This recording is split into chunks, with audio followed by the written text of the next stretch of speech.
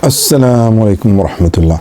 आज मैं आपके सामने सूरह इखलास का सूरह नंबर 112 का वो मैथमेटिकल मिरेकल आपके सामने रखने जा रहा हूँ कि अगर कोई एथियस्ट, कोई मुल्हिद जो खुदा की ज़ात को नहीं मानता, वो इस एविडेंस को देखे, इस वीडियो को देखेगा। और अगर वो शर्त यह है कि न्यूट्रल माइंड हो, वाक़तन वो ढूंढना चाह रहा हो इस बात को कि क्या खुदा का एग्जिस्टेंस है, does God exist at all और नॉट, तो मैंने वो एविडेंसेस में वीडियो में प्रेजेंट किया है कि वो इस वीडियो को देखने के बाद, इस एविडेंस सबूत को चेक करने के बाद 100% गारंटी के साथ मैं आपको बताता हूँ, अगर वो न्यूट्रल माइंड हो तो वो एक ही जुमला बोलेगा। और वो जुमला क्या है? अशहदु अल्ला इलाहा इल्लल्लाह व अशहदु अन्ना मुहम्मदन अब्दुहु व रसूलुहु। अल्लाहुम्मा सल्लि अला मुहम्मदिन व अला आलि मुहम्मद। सूरह इखलास के मैथमेटिकल मिरेकल्स में आपके सामने रखने जा रहा हूँ। सूरह इखलास में टोटल 15 वर्ड्स हैं, 15 वर्ड्स। बीच का जो वर्ड है यलिद, उसके राइट साइड पे 7 वर्ड्स, लेफ्ट साइड पे 7 वर्ड्स, परफेक्ट बैलेंस। इसमें जो है, जो सेंट्रल का वर्ड है वो 3 से बना है, यलिद, ये लाम दाल। लाम जो है उस जो सेंटर वाला वर्ड है, राइट साइड पे इसके 23 लेटर्स हैं 23, और लेफ्ट साइड पे इसके 23 लेटर्स हैं। और जो सेंट्रल लेटर लाम है उसके नीचे एक ज़ेर है। ज़ेर का मतलब जिस तरह के अंडरलाइन किया गया हो कि ये है सेंटर इस सूरत का, और वो है भी सेंटर। 23 लेटर्स इधर, 23 लेटर्स उधर। अगर आप डीपली इसको देखेंगे और अगर आप इसके जो फतह है यानी कि ज़बर है उनको चेक करेंगे तो देखेंगे कि इस सूरत में टोटल 20 यानी कि 20 ज़बर यूज़ हुए हैं। आप देखेंगे कि जो सेंट्रल लेटर लाम है जिसके नीचे ज़ेर है, उसके राइट साइड पे 10 ज़बर यूज़ हुए हैं, लेफ़्ट साइड पे 10 ज़बर यूज़ हुए हैं। बिल्कुल परफेक्ट बैलेंस। उसके बाद अगर आप पेश देखेंगे जिसे दमा कहते हैं, तो पेश इसमें टोटल 12 यूज़ हुए हैं। 6 सेंट्रल लेटर लाम के राइट साइड पे और 6 जो है वो लेफ़्ट साइड पे। बिल्कुल परफेक्ट बैलेंस। उसके बाद जब आप देखेंगे कि ज़ेर कहाँ हुआ है, तो 23 लेटर्स राइट साइड पे, 23 लेटर्स लेफ़्ट साइड पे, एग्जैक्ट बिल्कुल इन द मिडल जो ज़ेर हुआ है, बिल्कुल परफेक्ट बैलेंस। उसके बाद जब आप देखेंगे कि टोटल वर्ड्स कितने यूज़ हुए हैं, तो जो सेंट्रल लेटर लाम के नीचे ज़ेर है उसके राइट साइड पे 7 वर्ड्स, लेफ्ट साइड पे 7 वर्ड्स, परफेक्ट बैलेंस। ये जो सारा का सारा परफेक्ट बैलेंस हुआ है, ज़बर का, ज़ेर का, पेश का, लेटर्स का, वर्ड का, या इसके 2 चांसेस हैं। या तो ये एक डिज़ाइनर ने डिज़ाइन किया है इसको इस तरह, या दूसरा चांस जो है वो ये है कि ये बाय चांस हो गया है, इत्तेफाक से, प्रोबेबिलिटी की वजह से हो गया है। अब हम कैलकुलेट करेंगे कि अगर ये प्रोबेबिलिटी की वजह से हुआ है तो इसकी प्रोबेबिलिटी के चांसेस क्या हैं। सबसे पहले हम ज़बर के चांसेस को कैलकुलेट करेंगे। ज़बर 20 बार आया है, 10 दफ़ा राइट साइड पे, 10 दफ़ा लेफ़्ट साइड पे। ये पूरा के पूरे 20 ज़बर ये सेंट्रल लेटर लाम के लेफ़्ट साइड पे भी जा सकते थे, या 19 लेफ़्ट पे जाते, 1 राइट पे, 18 लेफ़्ट पे, 2 राइट पे, 17 लेफ़्ट पे। तो सिर्फ़ और सिर्फ एक नंबर ही ऐसा है 10 कि 10 अगर लेफ़्ट पे जाते तो 10 ही राइट पे आते, यानी कि 20 में से एक चांस। प्रोबेबिलिटी में 1 आउट ऑफ 20। पेश जो है उसकी प्रोबेबिलिटी को अगर आप चेक करें तो टोटल 12 दफ़ा यूज़ हुआ है, 6 लेफ़्ट पे, 6 राइट साइड पे। इसकी प्रोबेबिलिटी है 1 आउट ऑफ 12। ज़ेर की प्रोबेबिलिटी अगर आप चेक करें तो ज़ेर एग्जैक्टली इन द मिडल आया है। 23 लेटर्स राइट साइड पे, 23 लेटर्स लेफ़्ट साइड पे।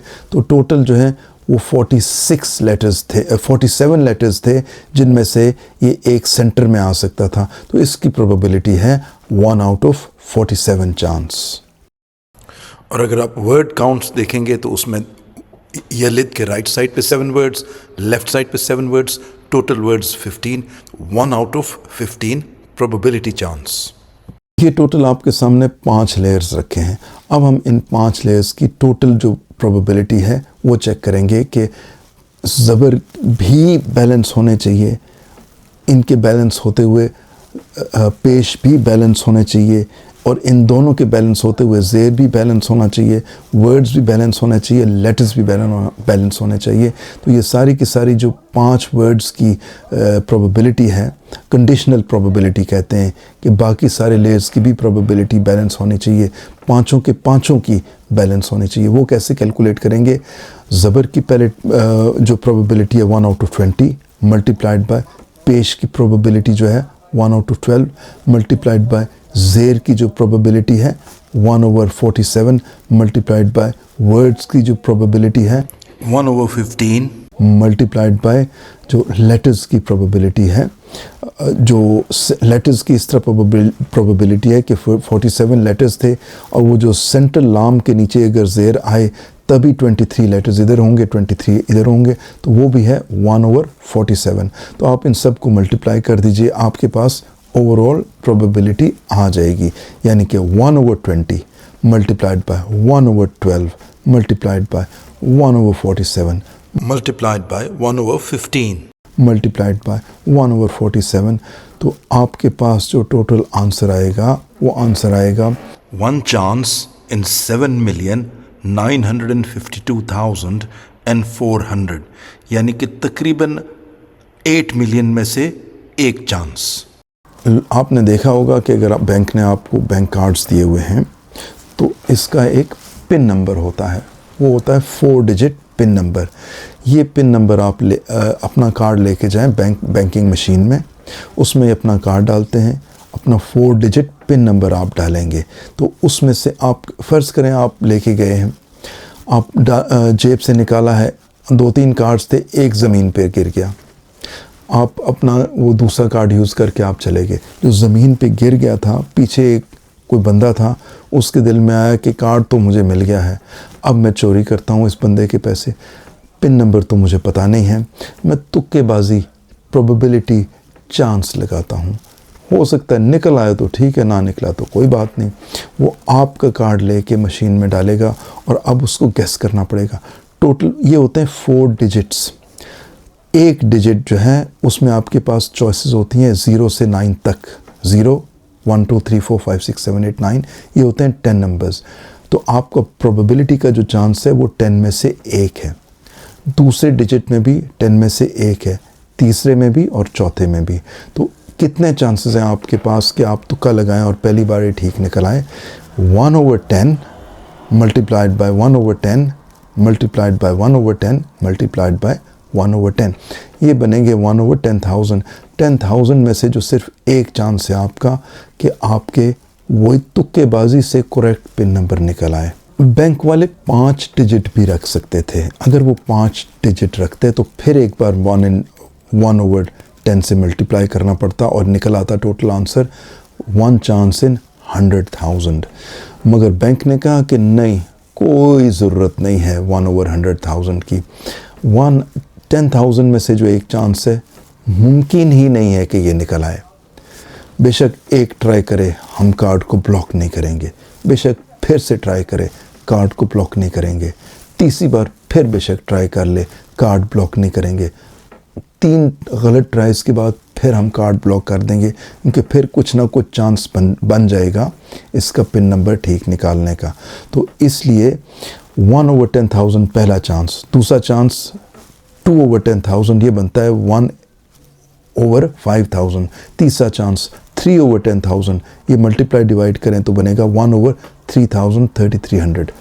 तो 1/3300, 3,000 में से एक चांस। तो बैंक को पता है कि इसका 10,000 में से एक चांस सवाल ही नहीं पैदा होता, 5,000 में से एक फिर चांस अगर मिले सवाल ही नहीं पैदा होता, 3,000 में से चांस निकल आए इसका सवाल ही पैदा नहीं होता। उसके बाद जो है वो चांस पैदा हो जाते हैं। 10,000 में से एक तो मुमकिन ही नहीं है।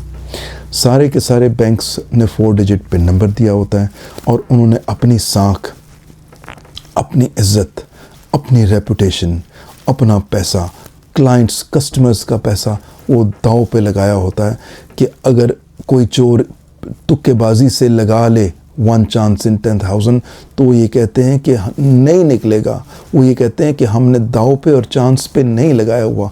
1/10,000 का मतलब है 1 चांस इन 10,000 सवाल ही पैदा नहीं होता। तो ये जो हमने सूरह इखलास का निकाला है, 1 chance in 7,952,400, यानी कि 8 मिलियन से ज़रा सा कम। तो 1 in 10,000 नहीं निकल सकता, तो 1 in 8 मिलियन कैसे निकल सकता है? अब वो टाइम आया है कि अब मैं 6th लेयर ऐड करूँगा, और इसमें से 6th लेयर जब ऐड करूँगा और इसका जो रिज़ल्ट निकलेगा, तो एथियस्ट्स के पाँव के नीचे से पूरी की पूरी प्लैनेट अर्थ ही निकल जाएगी, और वो हवा में, स्पेस में अपने आप को फील करेंगे कि अगर अब भी खुदा पर ईमान नहीं लाते तो। अभी तक साइंटिस्ट्स ने 9 मिलियन स्पीशीज़ दरियाफ्त की हैं पिछली चंद दहाइयों में, 9 मिलियन स्पीशीज़। तो अगर हम ये 6th लेयर भी अगर ढूंढें प्रोबेबिलिटी का निकाह के कि 1 in 9 मिलियन के क्या चांसेस हैं ह्यूमंस पे, तो आप देखेंगे कि जो सेंट्रल वर्ड है सूरह इखलास का वो है यलिद। यलिद का मतलब है पैदा हुआ। कौन? यलिद से पीछे लम लिखा हुआ, लम यलिद, अल्लाह के बारे में कि अल्लाह तो पैदा नहीं हुआ। और पैदा हुआ, या तो अल्लाह भेजने वाला जिसने ये सूरत भेजी है, और उसको अगर निकाल दें तो पीछे वही बच जाता है जिस पे ये सूरत इंसान के लिए, जिसके लिए नाजिल हुई, जो इस सूरत की प्रोबेबिलिटीज़ को कैलकुलेट कर रहा है।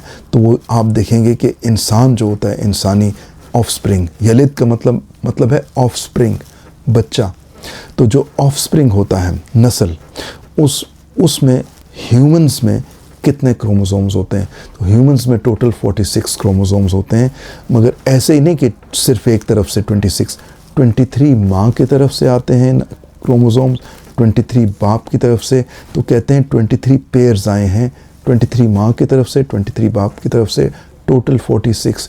तो ये जो इंसान तदब्बुर कर रहा है, सेंट्रल लेटर लाम के नीचे जो ज़ेर है, इसके राइट साइड पे भी 23 लेटर्स हैं, जो एक साइड पे हैं, बिल्कुल 23 क्रोमोसोम्स की तरह। और उसके बाद 23 लेटर्स लेफ़्ट साइड पे हैं, बिल्कुल 23 क्रोमोसोम्स की जगह जो दूसरी साइड से आते हैं, तब जाके बच्चा पैदा होता है। बच्चे में, ऑफस्प्रिंग में इतने आते हैं।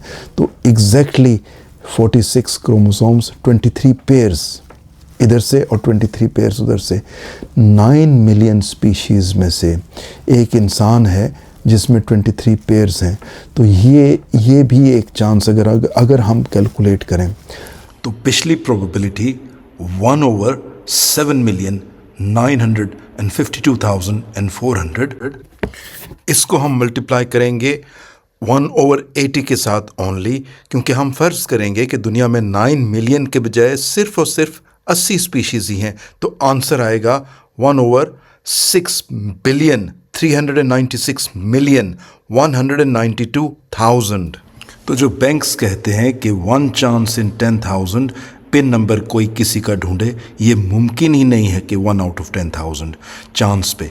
तो फिर ये 1 चांस इन 6 बिलियन कैसे मुमकिन है कि ये बाय चांस हो जाए? ये बाय चांस नहीं हो सकता, ये बाय डिज़ाइन है, और गॉड ने, अल्लाह ने इसको डिज़ाइन इस तरह किया है, परफेक्ट बैलेंस के साथ, 6 लेयर्स के परफेक्ट बैलेंस के साथ।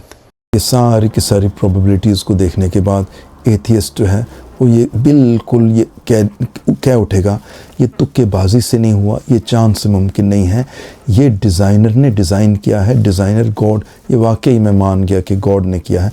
अशहदु अल्ला इलाहा इल्लल्लाह व अशहदु अन्ना मुहम्मदुर रसूलुल्लाह।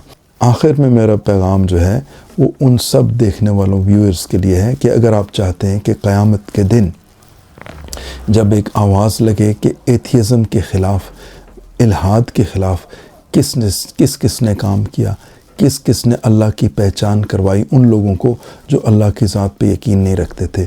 तो अगर आप चाहते हैं कि आप उस वक्त जो लाइन बने उस लाइन में शामिल हो जाएं, उस लिस्ट में शामिल हो जाएं, तो आप ये करें कि मेरा ये वीडियो जो है आप सबको फॉरवर्ड करें, कि जिन को फॉरवर्ड करेंगे उसमें से बहुत सारे लोग आपको मिल जाएंगे एथियस्ट। और एथियस्ट इस वीडियो के बाद आपको पता है कि एथियस्ट नहीं रह सकता, उसको खुदा पे यकीन लाना ही पड़ेगा अगर वो ओपन माइंड से वो इसको एनालाइज करें इन स्टैट्स को। तो इसलिए आप मेरे इस वीडियो को, सूरह इखलास के मिरेकल्स को ज़्यादा से ज़्यादा शेयर करें। अस्सलाम वालेकुम रहमतुल्लाह।